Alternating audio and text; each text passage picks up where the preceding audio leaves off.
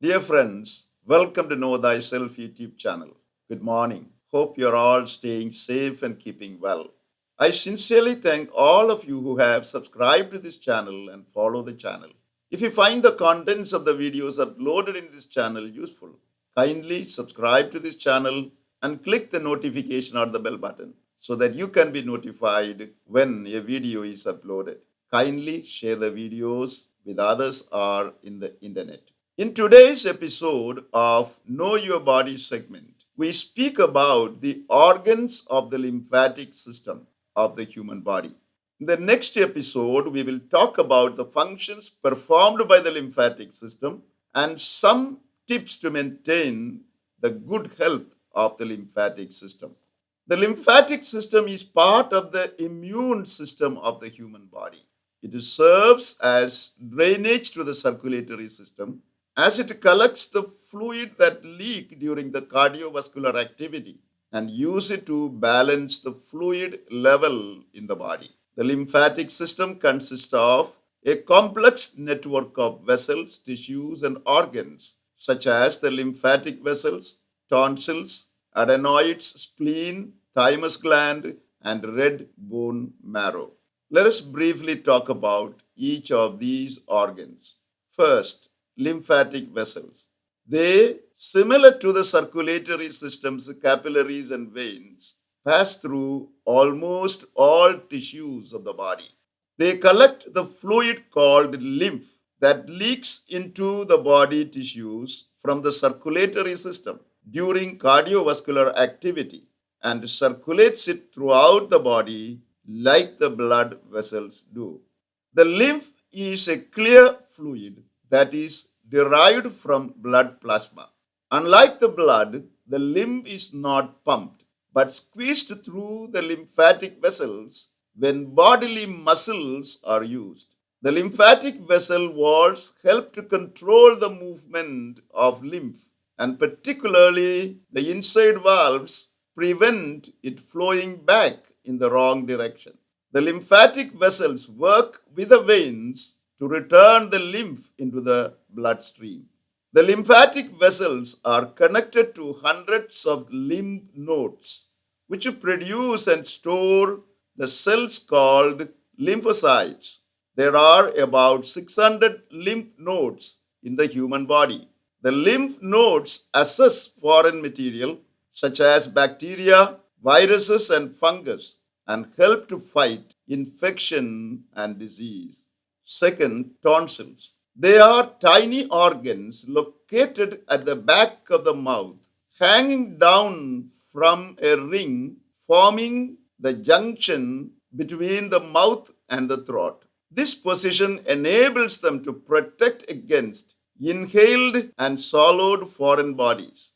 Hence, they can play an important role in maintaining our immunity. They produce lymphocytes, a type of white blood cells, which helps them to filter microorganisms such as bacteria and viruses. They, like goalkeepers of a soccer team, prevent these foreign organisms from entering the lungs.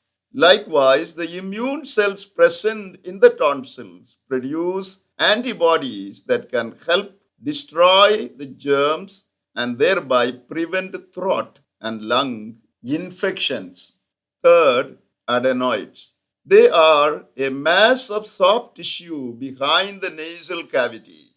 Like lymph nodes, adenoids are made of lymphoid tissue. White blood cells circulate through the adenoids, reach to foreign bacteria and viruses entering the body, and facilitate the immune health of the body. The adenoids are present in a person at birth and in childhood. As he moves towards adolescent age, it begins shrinking. And during adulthood, the adenoids of most people would disappear. Fourth, the spleen. It is a lymphoid tissue located in the upper left part of the abdomen under the rib cage. It protects the body and helps to fight off infection. The spleen also clears the worn out red blood cells and other foreign bodies from the bloodstream. The spleen contains lymphocytes and macrophages. Both are different types of white blood cells that are capable of engulfing and destroying bacteria, dead tissues, and foreign matter from the blood that is passing through it. Fifth, thymus gland.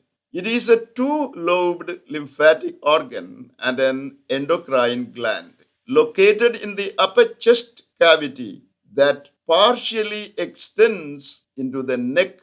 It stays above the heart in front of the aorta between the lungs. It secretes hormones that are crucial for production, maturation, and differentiation of cells of the immune system called T lymphocytes or T cells. They are a type of white blood cells that protect the body cells from being infected by foreign bacteria and viruses. They also help controlling cancerous cells.